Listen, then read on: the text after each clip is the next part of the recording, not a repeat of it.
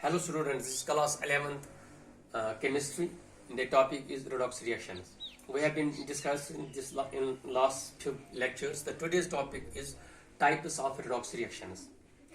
You know that redox reaction is basically oxidation and reduction reactions, and these that take place simultaneously. One species which undergoes oxidation loses electrons, which are picked by another species which undergoes reduction.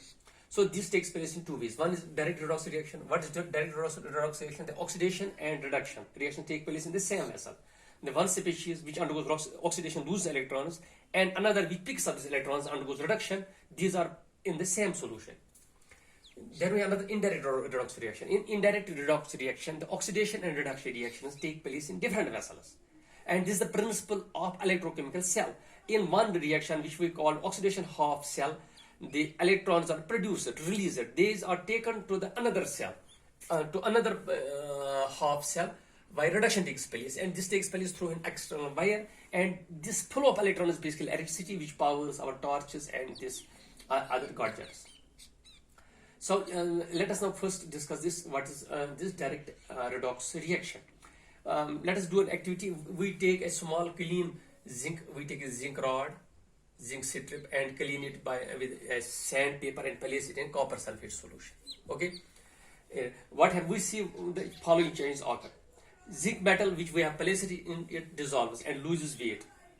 The copper, this is one change. Another is the copper starts depositing at the bottom of this vessel. Third change is that the blue color of the solution fades gradually. Third is that this, fourth is that this beaker becomes hotter, which means that this is exothermic reaction. And another thing which we will notice is that this solution remains electrically neutral. So let us explain why happen. Why does this happen? In aqueous solution of the copper sulfate, what happens that copper sulfate dissociates into copper positive and sulfate negative. Copper sulfate dissociates into copper cations and sulfate anions like this. So it dissociates into these ions. The solution becomes blue due to copper sulfate. So it is blue due to copper cations. The zinc atoms, when we place a zinc rod in this, the zinc atoms dissolve and lose electrons. These zinc atoms, they change into zinc positive, double positive cations, and these go into solution. Okay, there are the electrons which are lost here are taken up by the copper. Since we have already copper cation, they pick up electrons to become copper metal, which is deposited below at the bottom of the beaker. So what happens is that these copper ions are not present anymore in the solution. When there are no copper ions, the solution is no longer blue. Again, we can test this if we pass H2S gas through. If we pass H2S gas through this solution, we get white precipitate of zinc sulfide. What we get? We get zinc sulfide. So white from this zinc sulfide, this shows that the solution now contains only zinc ions. It does not contain any copper ion. So that is why we get a white precipitate of zinc sulfide. The reaction in this reaction, sulfate ions do not participate. इस reaction में sulfate ions का कोई participation नहीं होता. It is zinc like this plus copper 2 positive. This is aqueous solution gives zinc 2 positive solution plus copper solid. So this is our reaction. Here what happens, zinc loses 2 electrons, it loses 2 electrons, and copper cation gains 2 electrons. Okay, so copper gains 2 electrons and zinc loses 2 electrons. So it's a displacement reaction. We have zinc sulfate,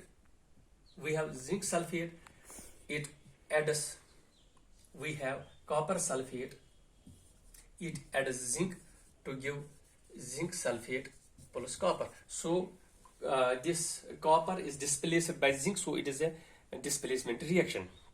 Here again we can see that zinc is oxidized and copper is reduced here.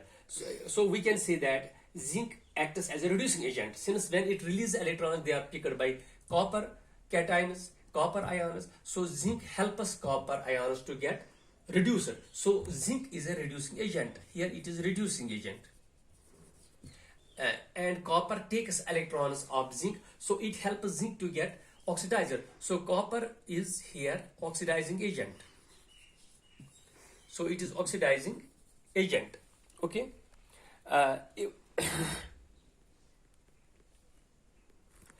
In this reaction, we see that electrons are directly transferred. These both zinc and copper sulfate are in the same solution. So it is a direct redox reaction. We can do another activity of like this. We can place, if we place a copper rod if we place a copper rod, this is copper rod in zinc sulfate solution. In zinc sulfate solution, we can see that no reaction takes place. Copper does not displace zinc from copper sulfate. If we pass an H2S through this solution, we will get only this zinc. We will get only zinc sulfide. That is a precipitate only, white precipitate of zinc. Okay. Since we have done a reverse up, in first activity we placed zinc in copper sulfate, now we are placing copper in zinc sulfate. We see that no reaction takes place. If we pass H2S through the solution, we will get zinc sulfide like previous reaction. It means that this copper has not got dissolved in the reaction. Copper will not get dissolved. No reaction takes place. If there had been any copper in this, we would have got a black precipitate. इस सूरत में हमें एक black precipitate of copper sulphide मिलती है, लेकिन ऐसा नहीं होगा. हमें वही white precipitate of zinc sulphide में. इसका मतलब है कि कॉपर को इसमें डालने से जिंक सल्फेट पर कोई असर नहीं पड़ता है. लेकिन अगर हम इसमें दूसरे तरीके से करें, if you do by another way, if you place copper इन, अगर हम कॉपर को सिल्वर नाइट्रेट में डालते हैं तो यहाँ पर क्या होगा कि यहाँ पर कॉपर नाइट्रेट बनेगा और सिल्वर इसमें डिपॉजिट होगा अगेन.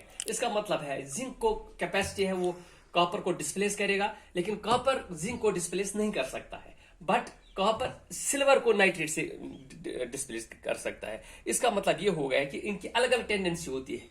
मतलब किसी की ज्यादा टेंडेंसी होती है इलेक्ट्रॉन, इनकी एक कंपेरिजन है.